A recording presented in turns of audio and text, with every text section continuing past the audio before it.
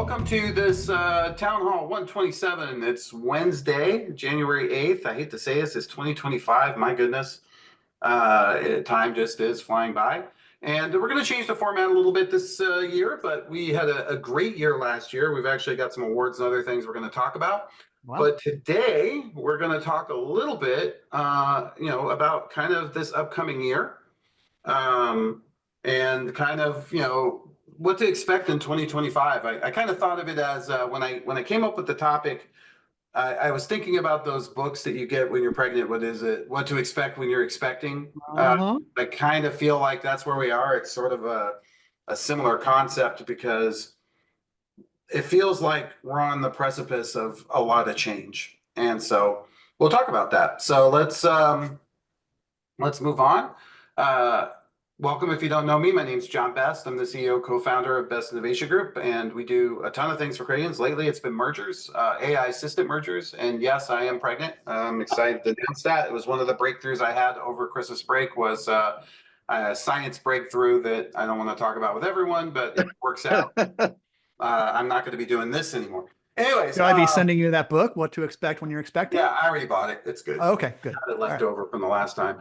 But so check us out at big-fintech.com, where you can also find Glenn Sarvati. And then I always talk about this story. When I first decided to do this, I made one phone call and I said, "Hey, Mike, would you help me?" And it was, Mike's the kind of guy, if you call him at 3 a.m. and go, "Look, I may have murdered someone," he goes, "Let me get the shovel," and he'll show up. So you got to like that in a person, especially in a co-host. You want someone who's willing to hide a body with you. That's what friends are for. You can write that down. So, and if you haven't seen Steve broadcast, we'll discuss that in the sponsors, but man, he's been on a roll lately. I think he puts out 17 videos a minute. It seems like it sometimes. All of them are between an hour and he's using some sort of quantum time machine that I'm unaware of, but it's just a massive amount of really incredible and important information for the industry at a time when we all need it. So thank you for that, Mike. You're welcome. You're welcome. I've hired Roger, and his quantum computing skills to help me out. We're actually going to have him on. Are you? I think we're going to have him on the podcast and try to have him back here to talk about Google's quantum breakthrough. It's something we're going to discuss about. That'll be fascinating. 2025 here in a few. Right on. Let's move on to our sponsors, which I believe is the next slide. America's Credit Union coming up, the GAC. Oh my gosh. Yeah, we all got to go hike the hill. Scott, I presume you'll be there wearing your fancy hat. And, isn't that how it works in a wig or something, like a white powdered wig? You got to go up there. Maybe I'm thinking of a different country. But if you haven't been to the GAC, it's an event that it stands for Government Affairs Committee. There's a lot that happens there. And this year could be quite an eventful one. Wouldn't you say, Glenn, possibly? I'll be very curious. Well, they don't usually announce the political speakers in advance, but given the level of changeover in the committee leaderships and things like that, it'll be very interesting to see who they bring in to speak and what they have to say. Yes, that is my thought as well. And guess what? Things aren't getting any safer in 2025. So you're still going to need some really tight and fast and secure ways of authenticating your members. And in my mind, there is no better way than Illuma Labs and what they've worked on. They are just a great partner to have around. Every credit union I've talked that works with them is thrilled because it's a fast way to identify these people. And I love it because, they're the kind of group, especially Milan, they're the kind of group that I challenge them on things like synthetic voice and whatnot. And they don't go, "Oh, why are you doing that?" They're excited about that and they want to work through it. So very cool stuff around that. And if you haven't checked them out, it's illuma.cx.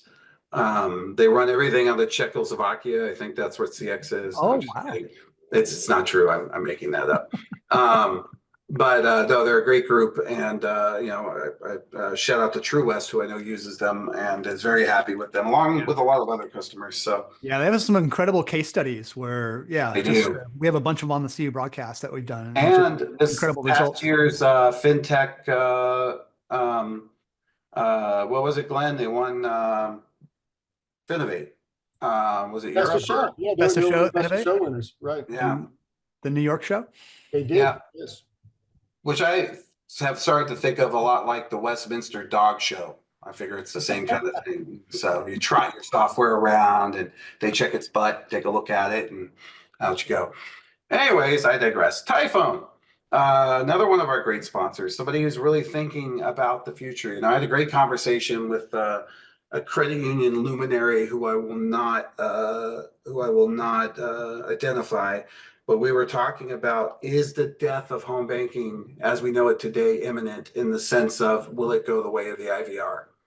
And there's a lot to be said for that kind of thinking. Nothing ever goes truly away with us. We all know that. I'm surprised some of us still don't have our carrier pigeons on the top of our credit unions that we use to deliver our statements. But this idea that it will be displaced by something that will be far more valuable, that could dovetail into open banking and what's going on there is fascinating to me. So yet another discussion, but it's something that Typhone is way up on. Every time I talk to them, they're way up on the payments, they're way up on what's going on with AI, and they're way up on what's going on in the home banking. So very excited to see how Infinia comes together this year. We had a great demonstration of it at our past IC. So anyways, those are our sponsors. We hope you'll go check them out. We couldn't do this without them, and we're super thankful to have them around. So Indeed. speaking of things that are super thankful for, if you haven't checked it out, check out our Innovation Club. It's a group of, at this point, I believe it's 16 credit unions. We'd like to get it up to more, somewhere in the 20, 25 range, that Scott Mills and his group, also the William Mills organization, sponsors. And the point of it is to try to look at the 6 and 7 year sort of horizons, as opposed to really focusing in on those 3 and 4, which I think are sort of table stakes at this point, right? So some examples of that was in 2017, we really went heavy into RPA when it wasn't anything, it was still just Selenium, and came out on the other side with a lot of our members way ahead in that space. And they used, I believe, those efficiencies that they gained from getting ahead in that to continue to, to prosper and create other products and other things when they had that automation in place. Lately, we started talking about AI way before it was really a thing. We actually had a relationship with OpenAI very early on. We had Peter Diamandis on in 2018, before they even ChatGPT or any of this came out. We were looking at the coding mechanisms. So the whole point is to identify emerging technology, but the other super valuable part of it is that you get to interact with just some of the luminaries in the credit space, large credit unions like Suncoast, who are one of our anchors, who bring just incredible observations and new things to light. And even our smallest credit unions, like Empower Credit Union, it's not one of our smallest, but Pete from and Kirk from what used to be Deer and Empower, they're working on brilliant things, and their whole business model has changed. So it's just a really super exciting time. If you haven't joined, just some of the perks of it, you get depending on your scale and size, the cost is based on your asset size.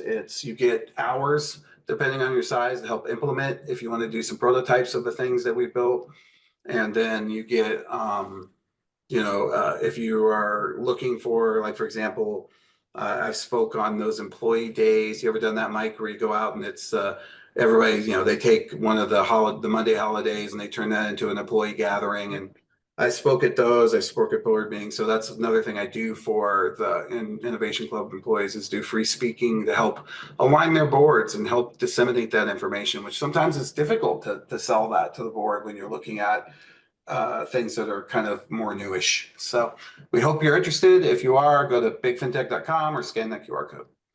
All right. So we have attendance winners, which I got to be honest with you, Michael, I thought it would be me. I have been here, I'm not kidding, Well done, sir. a lot. And, I never got one in school, and now I'm not getting one here. But our first place attendance winner, and they will get a prize, is Mark Wilson. Mark is also also one of our anchor IC members. And actually, I believe we're going to have our next live meeting in April at his shop. Mark, you want to say just a few words? Yes. Can you see me? Indeed. Yeah, we're gearing up to host everybody here in southeastern Virginia in April. Hopefully the weather will be nice and pleasant. Should be 70s around that time of year. For 2 full days of very interesting conversation and meetings. Yeah, Looking I'm forward super to it. excited. I think there's going to be a lot to discuss by then too. Yeah. And Mark, I'd love to say that you're the only winner, but you actually tied with Jeremy Sterner. All right. It was close because Jeremy left a couple meetings a little bit early and you stayed a little late. It was, because we go by the minute. I'm just kidding. So congratulations to Jeremy. Jeremy, as our first place winner, did you want to say a word or two? No, just appreciate everything you guys do. This is just part of what we do here at our credit union, just to keep up with everything that's going on out there in the world and trying to make our credit union successful. Well, we're thankful that we're part of that cadence for you, and thanks for keeping us out there. So thank you. Our second place is Chris Heidemann, and our third place, good friend of mine, Gary Coates. Hey. Gary's an incredible project manager, and I know he's out kind of looking for some work. So if you guys are interested in picking up what I consider to be one of the founders of Carillion, I mean, the guy's got an incredible history. You can hit him on chat. I know he's looking to do some consulting and things like that. So if you want to check it out, he's recently free, and I think would enjoy talking to anyone. You cannot find a better project manager who understands so many aspects of the credit union. So, all right, let's keep going. So 2025, let's talk about crypto. So up until just recently, and Glenn, I'm going to let you, Glenn, I've been yakking for a few minutes. Why don't you set this one up a little bit and we'll talk about it together. I don't want to give away our predictions for the podcast, but I do want to talk about what we talked about in general with regard to the administration and what we're seeing. Well, yeah, I'll leave most of the crypto stuff for you because obviously that's your area of expertise. I think you made the comment, and I think it's, one of those statements that was made during the campaign that proves to be pretty darn true. I think it's safe to assume that we now have the most crypto-friendly administration ever, although ever doesn't go back all that far. But having said that, I mean, we've seen, it totally separate and apart from the price of Bitcoin and the price of Ethereum, as you pointed out, so up even stronger than Bitcoin. It's just the underpinning in terms of the regulatory environment, removing some of the guard. I don't want to say removing the guardrails, clarifying the guardrails. Maybe now we've kind of flushed some of the bad actors out. It does feel like we're at an inflection point where some new things are going to be going on. So I'll let you come back to that one. But the other two things I was going to mention about 2025, I don't know if there's any slides about this further in, but a couple of, we know that there will be new leaders in various committees. The CFPB obviously will, the leader can be fired at will. I think it is safe to assume that Rohit Chopra will probably be gone either the day of the inauguration, if not maybe the day after. There are a couple of things. The Financial Services Committee, Patrick McHenry had retired. He did not run for re-election. He was a Republican in charge before. That baton has been, or gavel, whatever you want to say, has been passed to French Hill. He was the vice chairman. He's now going to take on the chairman's role. He's a Republican from Arkansas.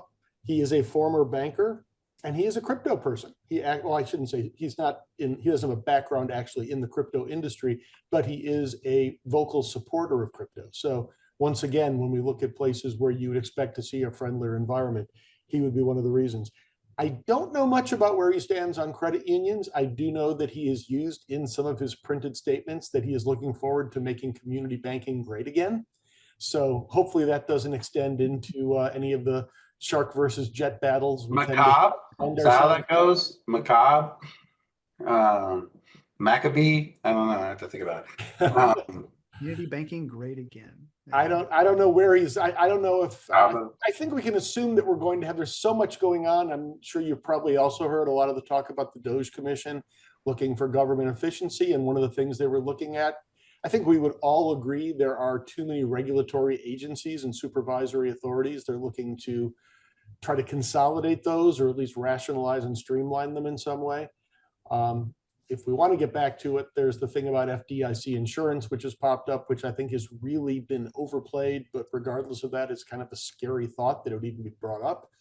And then, then it calls into question that nobody, my personal belief is people just don't have nearly as much of an understanding of NCUA insurance.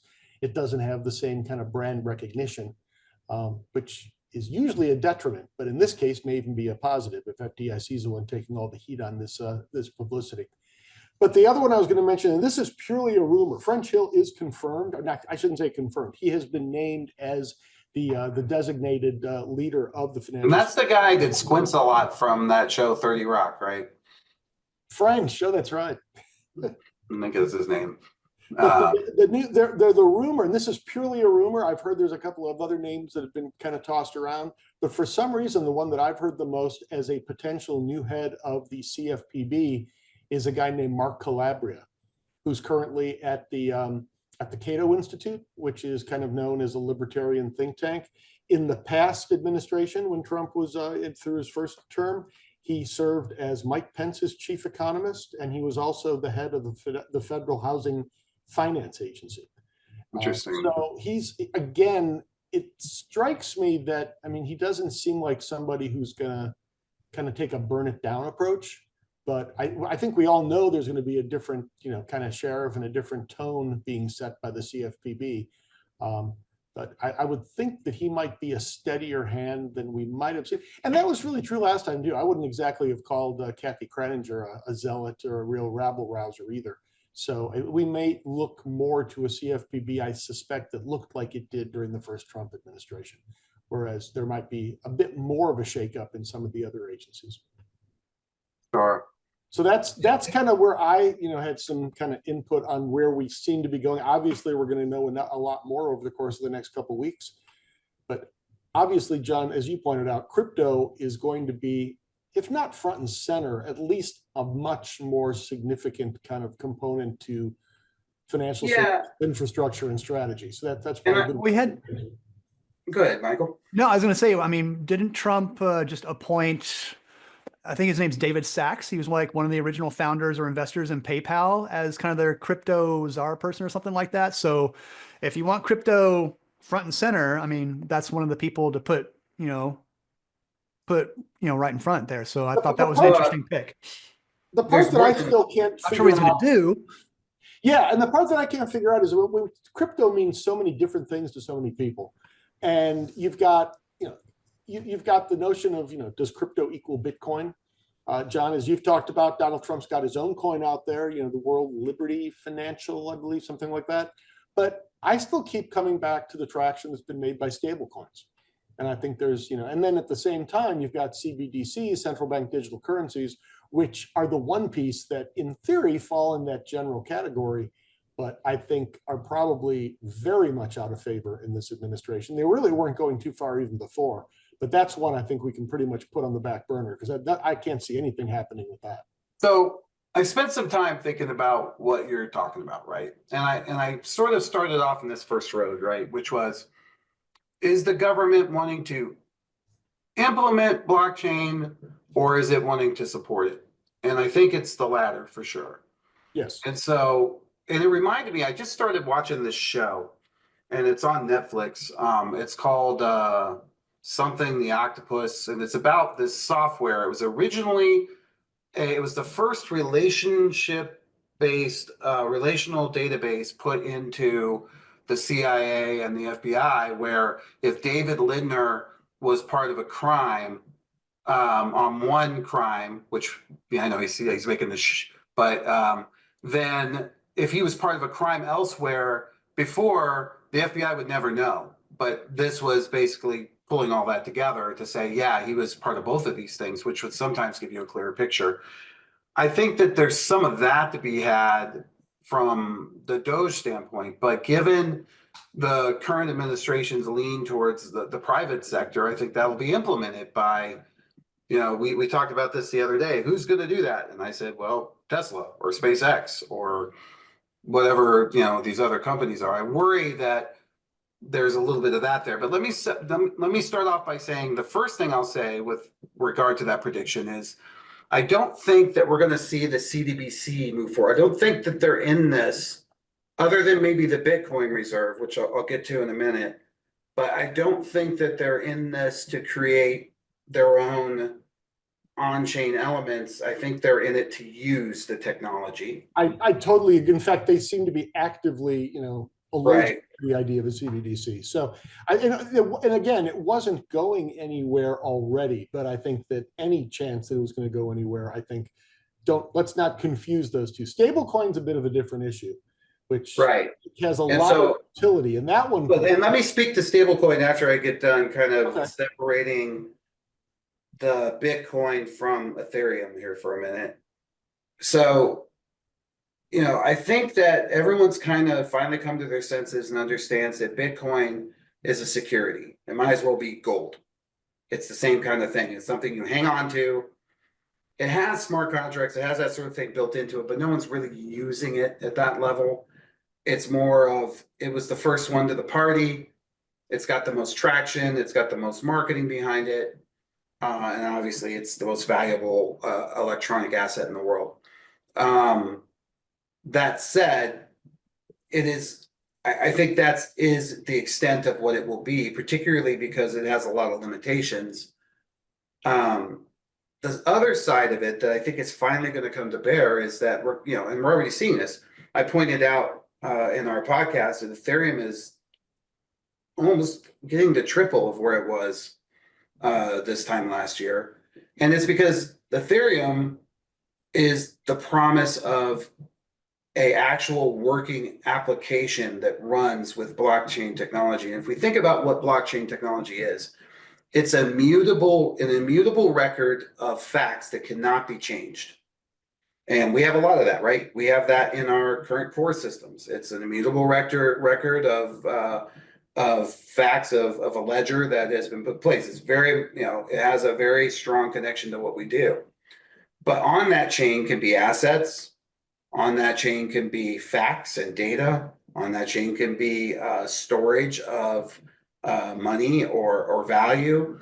So there are a lot of different ways that could be implemented.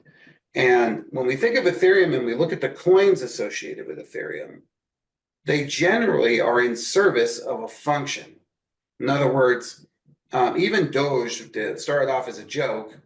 Eventually, Mark Cuban sort of inherited it and did a lot with it. It became an actual something that could be used in a retail transaction. He actually accepts it at his wherever the Mavericks play, and has for a while. So, with that in mind, I think that's going to be step one. Is someone's got to clear the legislative way for these technologies to be adopted. And what has always been a stumbling block of Bitcoin is Love Lou. I see him there. He looks like he's in a German, like Nuremberg or something, enjoying some Rieswein. But, he could have a Bitcoin server in his basement. And the problem with that is the government doesn't like Lou having a Bitcoin server in his basement. It also doesn't like that China has more than 45% of those resources. And that's the problem with the Bitcoin, platform, is that it can be overcome. But new technology has been put in place, things like what Metallicus is doing with their acquisition of Bonify. Finally, things like identity, I think these sorts of things, because they're much safer. And what I think is going to drive this is security from state actors and the quantum breakthrough we just had, which many of you don't know, but Google solved a really big problem for quantum, a really big problem. And if you haven't gone out and listened there's a great episode of a podcast called Hard Fork. I'm pretty sure one of my team can find it for you, where they have the person from Google. He does a really good job of explaining what they solved and why it's so important and what this will do. But I think the combination of those two technologies, along with an administration that isn't adverse to using the technology, even if some of it's in Lou's basement, because now they understand that even though Lou has it, he's just one of 3.5 million nodes and he can't get access to it. Also, you mentioned that they acquired the PayPal person as one of their czars. They also brought someone from a group that I'm familiar with and had a hand in helping start, which was Hedera, um, which was the initial. It's HBAR. It's an incredible, probably to me the fastest of the protocols. And they've got one of their group, and their stuff jumped from 4 cents to 50 cents the moment that was announced. So I just think that we're going to have opportunities that is we as Canadians have to find a way to take advantage of in 2025. And the one that comes most to mind is the one I've been talking about for years that I think Lamont's pushing on, which is this idea of loan NFT and creating these assets. But more importantly, I think the value proposition, and Glenn, you and I have discussed this at length, is the ability to share liquidity, you know, in a way that scales beyond 1, 2, 3, 4 credit unions and takes advantage of smart contracts, on-chain assets. So these are all words we're all going to have to learn. And the good news is we've been talking about this forever, but it's coming now, and you're going to see more and more solutions that will take advantage of it, I believe, given where we are. And the weird part is that in some of these solutions, random people will have the ability to sort of invest in the processing. That's what those coins are, is you're staking that processing and you're participating. Lou's server in his basement is participating in this, even though Lou is he only has one small chunk of that access. So I think security will drive it. I think efficiency will drive it. And when finally we have hopefully an administration that understands the difference between an asset, a security asset, and a functional chain that has a purpose that could provide efficiency and value for the entire banking system across the board, particularly credit unions. Lou, I feel like you had something to say there. You want to pop in? You've been staring at me in a way that made me feel like you had something to jump in on. Do you got some knowledge? You want to drop some glue on us?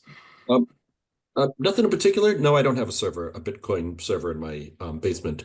I can help you with that. The only points that I was maybe making faces at is you're talking about Bitcoin smart contracts. The Bitcoin blockchain, there's more than one blockchain.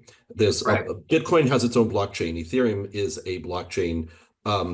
There's other coins which show promise. XRP for a while ago, Ripple has been working for a long time and then really got messed up when the SEC started their lawsuit, and rather than settle, they dug in, and this lawsuit's been going on for a long time. So there are other coins, and there's other blockchains, Solana, Cardano, that all have their specialties. The limitations of Bitcoin is that blockchain doesn't support smart contracts and other things that Ethereum does. There are layer 2 applications on top of the Bitcoin blockchain, which does support additional functionality. But I'm in the same place as you, is that, yeah, Bitcoin is just there for you. Oh, you initially said Bitcoin's a security. No, it better not be considered a security, because then the SEC would be trying to do something with it, but they can't find a single person, including the server that's supposedly in my basement. The other part, though, that the impacts to the incoming administration that Glenn was going through is right now, CBDC is still a bad word, but stable coins, if we could wrap some regulation around the issuers of a stable coin, so we don't have another collapse like the Terra collapse, stable coins could become the de facto CBDC. And basically the free market will be the US coin traded on a blockchain. So when you started to go down the path of, will the government accept blockchain? I don't see any regulation around blockchain. I see regulation around the issuers and the functions that these coins can take on, rather than regulating blockchain. That's my 2 cents. And I would agree. I think you made an eloquent distinction between the two that maybe I wasn't making clear. So I appreciate that. I think that the other thing I would throw out there is that one of the things they campaigned on was creating a Bitcoin repository from the Silk Road dealings. So for those of you that don't remember Silk Road, it was basically Amazon for bad guys on the dark web. If you wanted hire a hitman. You could go to Silk Road if you wanted to order some drugs or a rare animal or whatever. That's where he would go to do it. And when they seized him, they got a ton of Bitcoin out of that, and it's done nothing but appreciate. And they've been putting it back into flow. But the reality is that I don't disagree that a Bitcoin repository wouldn't be a bad thing. And I honestly think that given what we saw last year with, if that opens the door that we could do that, there, given what we saw last year with ransomware, that may be something that we want to consider as a industry. And we talked a little bit about that in the podcast with Jean-Jacques Glaze from Nimbus and Ann Legg. Flipping over to one other thing that you touched on that I thought was interesting and very important is I agree with you that they're not looking to regulate the blockchain. They're looking to regulate who uses the blockchain. And more importantly, to make sure that they tax those who profit from it or they get their nickel out of however that plays. When we get to the stable coins, that's where things are interesting to me because I think last year we shook out all the Napster players, right? The Sam Bankman-Fried, whatever that guy's name is, the same guy that ran Binance, who I actually met in Saudi Arabia. I thought he was a pretty good guy. He seemed like he was really talking the game, but it turned out he was in that same mix. But now that we've shaken out, I think a lot of these players like FTX, it's leaving the Terra that you brought up, which was a huge scam based on a stable coin. I do think that is opening the door, much like iTunes and Spotify and other things, for the right technology to hit and for it not to be considered sort of this lawless thing. But it's interesting because cash has always been used too. I mean, if you kidnap someone, you don't ask. Today, I guess you could ask for a bag of Bitcoin, but it used to be what you want a bag of unmarked bills, right? So I mean, it was all kind of I'm not saying I ever did that. I'm just saying that's what I always saw was that movie with Mel Gibson, Give Me Back My Son. Anyways, I digress. So I think that's where we're going with crypto. I do think from a prediction standpoint that there is a huge opportunity, I believe, for AI and not crypto, but a little bit of crypto. I'll kind of get into both, but for AI that's going to make a play with on-chain facts or assets. And one of the challenges we're going to have with training AI is what is the true source of truth, right? We've been struggling with this in the internet space for some time. We just saw Meta change some of their rules based on the new administration. There's a lot of people who are sort of changing up how they're thinking about things. And with regard to this idea that AI is going to be trained on this large corpus of data. The way it sort of shook out was it was a lot of asking for forgiveness. So, like for example, the New York Times is still in the middle of suing OpenAI. My good friend who's an author, we're going to have back on this year, Kevin J. Anderson, because he's going to talk about some of what he sees with regards to science fiction and the Dune Prophecy series, and there's a lot of resource around that. The idea that some of this is oil, and it's interesting to see how this reflects the real world. But I think that this idea that the blockchain could evolve into a way to copyright and source truth because it's an immutable ledger that can't be changed. I could go on Mike Lawson's. Have you guys been to Mike Lawson's Wikipedia page? It's awesome. I could go on his Wikipedia page today, and I could edit it and say he's a brain surgeon or whatever. And that's sort of just the honor system. It's kind of like how we used to sell newspapers, right? You open a little box, and who's going to want 100 of them? You think so? Other than the homeless, because they like to burn them. I digress. So I think that there's an opportunity for AI to get in the mix as well. I think that the big game changer.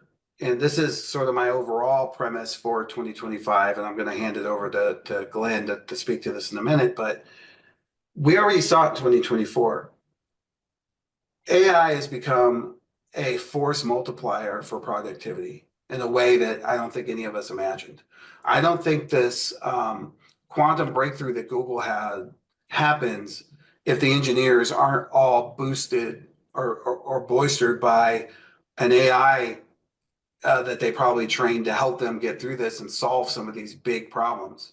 There are people who actually say, rather than worrying about the carbon footprint of AI, we should go all in on AI, give it as much power as we can, and let it figure out the climate change problem, right? So I think as this year moves on, I think we're going to see everything. It's that whole water in the harbor and the boats all rise at once. Every company that's embraced it in a way that has given their employees an opportunity to use it is going to see performance gains. But the problem is it's across the board. So it doesn't help you if everybody sees it. It just means that you got to stay up with the table stakes. And I think that's going to be our challenge this year. That's why I'm thankful for guys like Lamont out at DePaul, jumping in and helping to train us and come up with some educational opportunity, because I think we're desperately going to need it as an industry as time goes on. Glenn, or Mike, you want to talk to that and talk about anybody you've run into with regards to that? No, I'm just I think what's happening with the administration, what's happening in our industry, it's really legitimizing everything. It's going to be, whereas last year and the year before it was, AI still seemed a little sci-fi-ish. Now it's like it's the norm. And how are we going to use it to, again, to your point, increase production, make things more efficient? Again, it's going to be the norm. And if you're not on it, you're going to get left behind like most things. So so that's what I'm seeing. And I'm really anxious to see how credit unions this year are going to be using it in a practical sense, rather than, AI is going to kill us all, take over the world, take over the universe, that type of stuff. I want to see the real practical uses of it, which will, I don't know, I guess enhance the momentum of its adoption in this industry, which I think is desperately needed for us to compete effectively against the larger players. So, and I think this type of technology is definitely a leveler when it comes to competition. So yeah, so that's what I'm seeing, and I'm really anxious again to see what credit unions out there are really going to push that proverbial envelope in this area. So I think it's going to be good for us all when we see more of that. And Mike, Yeah, before I transition to Glenn, I was only half joking when I said that I thought your production towards the end of 2024 had like doubled. It really looked like it has. Yeah. I'm just curious from your own personal business and what you do. Are you finding that AI is really sort of increasing your reach, and how much would you say? Like, if you could put a percentage on how much better that you started to figure out AI and use it in your business are you percentage wise than you were previous to that? Probably 20%, something like that. Yeah, And that's going to increase. But yeah, I'm using a lot of AI. Like, all my videos are archived on Vimeo, and then I take the embed code and I embed that on CU Broadcast. So, but on Vimeo allows you to summarize the video's discussion. And so when I'm producing, and also do it in different languages, right? Exactly. So there's so much I can do with that. I hear you're big in Greenland. Which the US might have here pretty soon. What are we going to call it? Maybe Green Zona? I don't know. Green Zona? Green, yeah. So that's how I'm using it. And it's just making me much more efficient so I can produce more videos, especially when I do conferences where I do the Studio Lounge and I do like 20 or 30 videos, and that's a lot of work. So this makes that process much more efficient so I can post them much quicker. So I want to let Glenn speak, but I'd love to hear from everyone, just in your own personal, it doesn't have to be your credit union, but if you want to talk about your credit union, how much from a percentage standpoint in the chat, you think that, you're learning AI, if you put any effort into it, improved your output or your productivity in 2024? Because the other thing that Glenn and I noted about 2024 was we didn't have any big hallucination other than very early on in February. And then after that, it kind of stopped. There wasn't any big articles about AI, telling you to eat rocks as much or put glue on your pizza. But I'd love to hear from everyone just to, a percentage. You could, did it Did it up your game by 10, 20? I would say for me, last year it was like a 40% improvement. I don't think I would have been able to do as much as I did do last year without having sort of my new best friend with me along for the ride always. That's significant. I think so. Yeah. So while people are doing that, if you don't mind, just go in the chat, just think about it a little bit, put in a number, think about like how fast you responded to emails. Have you gotten better responses? Have you used Copilot? Whatever you've used it for, I'd just be curious. And let's get to Glenn. So Glenn, you were going to say? Yeah, I just, kind of like I like to do, I'm going to tie together a few thoughts on hearing the word legitimize, Mike, that you used really kind of resonates with me. Yeah. I think the foundation, that's really what we're talking about. And that kind of ties back to some of the stuff Lou was saying about stablecoin and how we're actually going about. And John, as you mentioned, it's that it could be a way of getting away from the baggage. The CBDC has just become kind of a naughty word in many circles. A stablecoin could accomplish much the same. And it doesn't have to have that name on it, so it gets rid of that baggage. But and that kind of ties to me both for AI and for the blockchain, Bitcoin, stablecoin, whatever you want to call it, DeFi.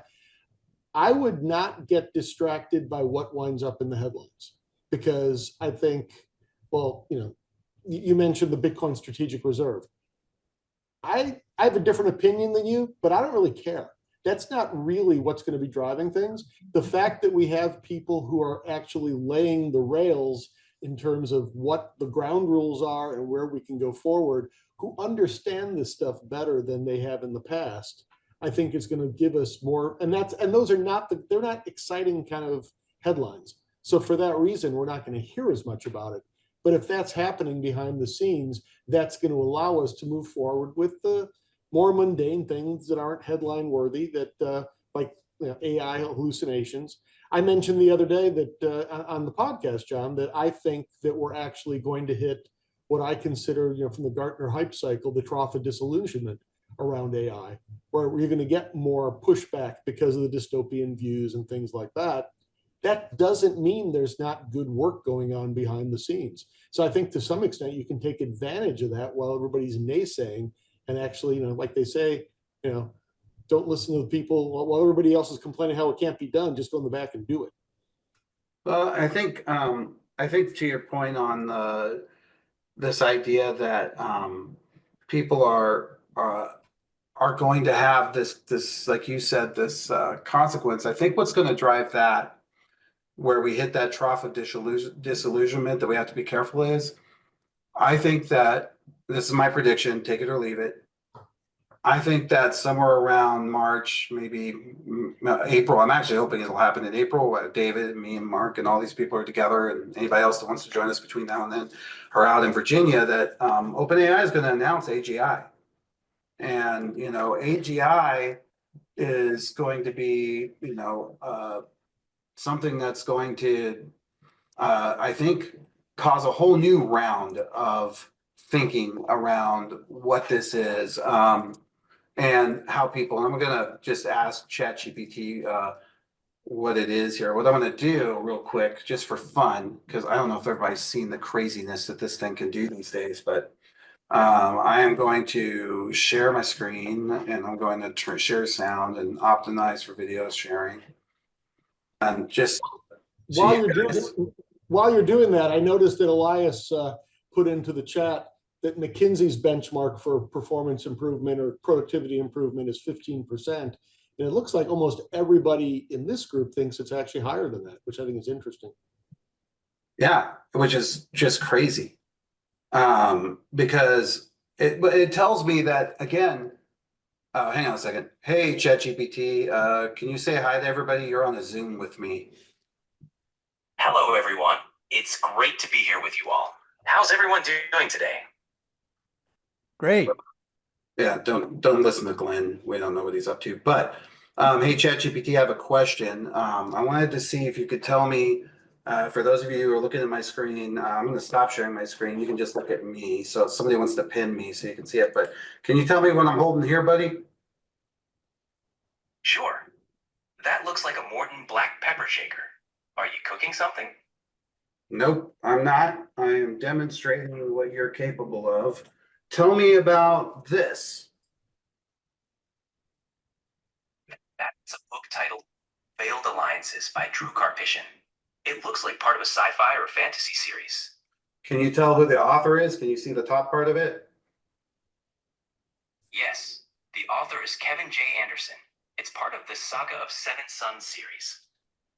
All right. So what do you see now? It looks like a Zoom meeting with multiple participants' names displayed on the screen. Are you ready to start the session? Oh, we're already doing it. You're demonstrating right at the moment. So tell me what AGI means. Everybody wants to know. AGI stands for Artificial General Intelligence. It's a type of AI with the ability to understand, learn, and apply knowledge across a broad range of tasks, similar to human cognitive abilities.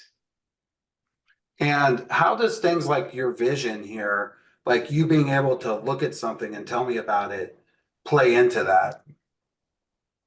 Vision capabilities allow AI to understand and interpret visual information, just like humans do. This is a step towards AGI because it involves processing and making sense of complex data, contributing to more general and adaptable intelligence. Gotcha. So your ability to sort of see things and understand what they are. For instance, do you see this guy? Can you see what his name is?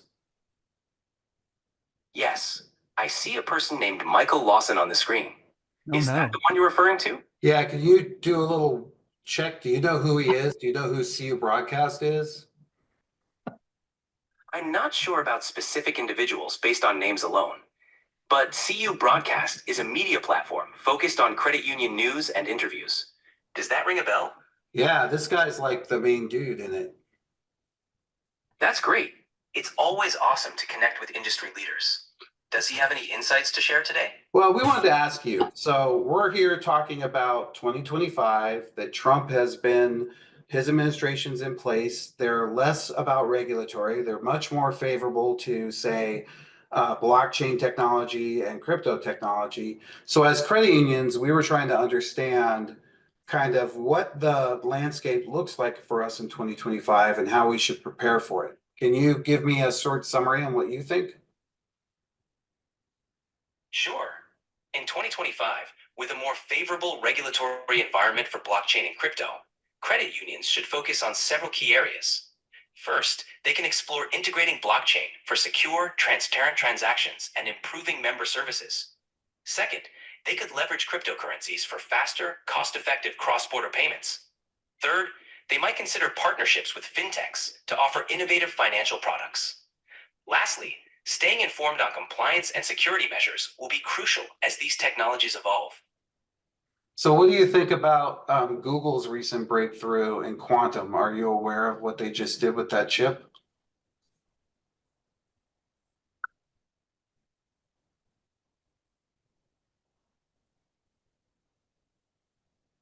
That noise means it's going out to the web.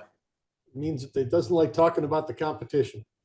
No, that's it going out to the web. What, do you have something to say, chat? Stumped. But watch this. You could just go Google quantum breakthrough.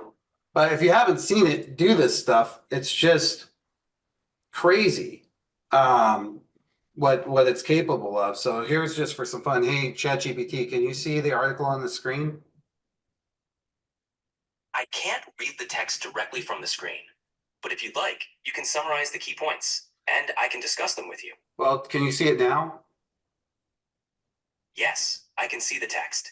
The Willow chip is Google's latest quantum chip, designed to reduce errors exponentially and perform computations much faster than current supercomputers. It's a big step in quantum computing. How do you think this could impact credit unions and financial technology? Well, why are you asking me? You're the AI. You're the one that's supposed to tell us. I was thinking about optimizing portfolios, gaming the stock market, but what do you think? Quantum computing could indeed revolutionize financial services by optimizing complex portfolios, improving risk management, and enhancing fraud detection. Credit unions could leverage this for better member services and faster transaction processing. However, there are still practical challenges to overcome before widespread adoption. It's an exciting future for fintech. My point about all this, every day, how many of you had seen that it can do that? Like people, you know, I've forgotten that it could do it. And, you could wear it around your neck and just have it talk to everybody for you. We're just heading into a world that, so I guess my mindset for you is you've got to keep your options open. You've got to continue to learn. You have to always be learning the ABL. And Mike Lawson, guys like that who spend a lot of time putting content out there, us, we're trying to help you with that. That's what the Innovation Club's all about. But I think it's probably more important at this quarter century mark than it's ever been, in my opinion, in the way we're going to see things sort of play out. Given Well, question for you, John. If you had done, and maybe the answer is you couldn't do it at all, but just in terms of the rapidity with which this is evolving, if you had tried to do that exact same demo last January, where would we be? It wouldn't have been a chat function, right? Couldn't even do it. I mean, didn't exist. And that's pretty telling right there. If you think back to where we were just a year ago, we were already talking about GPT. And that's the point of AGI is AGI is going to cause that disillusionment, I think, because it's going to be another concept for everybody. Everybody's going to go, hey, the damn thing already seems like it's alive. What are you talking about? And when they see what it can do next, it's going to blow people's minds. And with that, do we have any wrap-up slides from the group here? And if you have questions, you're always, email them out, send them to us. If you disagree with us, we'd love to hear that. I know David was really pounding really seemed upset during some of this segment. I kid him because he's a super nice guy and a really smart dude. If you ever want to find out what's really going on, that's a guy to talk to for sure. If you want to share information with us, we'd love to have it. I'm looking forward to a really fun year here in the town hall. And we'll keep it going. And thank you for those people that just keep coming.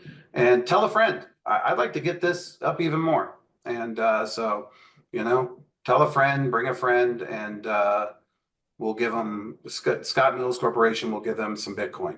No, I'm just kidding. We're not doing that. Scott Mills Corporation. I like Yeah, that. it's a new corporation. All right, guys. Well, thank you so much and have a great day. And talk to everyone soon. And thank you to all the people who always participate, like Lou and David. Thank you, guys.